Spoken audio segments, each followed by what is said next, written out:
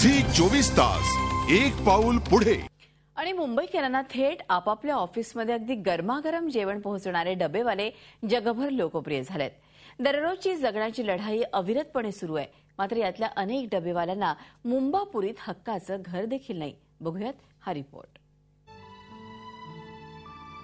Management गुरु अशी थेट साता समुद्रापार ओळख निर्माण करणारे मुंबईचे हे डबेवाले।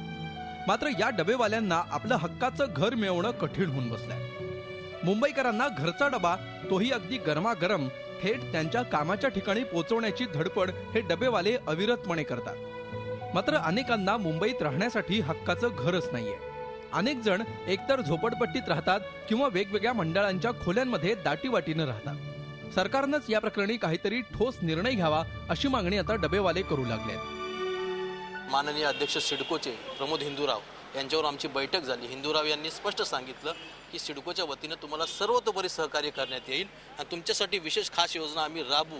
पण अपवाद आहे, याला माननीय मुख्यमंत्री साहेबांची अनुमती पाहिजे आणि ती अनुमती माननीय सुप्रिया सुळेंना आम्ही सांगितलं की मुख्यमंत्र्यांवर बैठक लावा आणि हा डब्यावरचा प्रश्न आपण त्वरित सोडवावा। मुंबईत सुमारे 5,000 डबेवाले आहेत। या डबेवाल्यांना सिडकोनं भूखंड उपलब्ध करून द्यावा असा सरकारचा आग्रह आहे।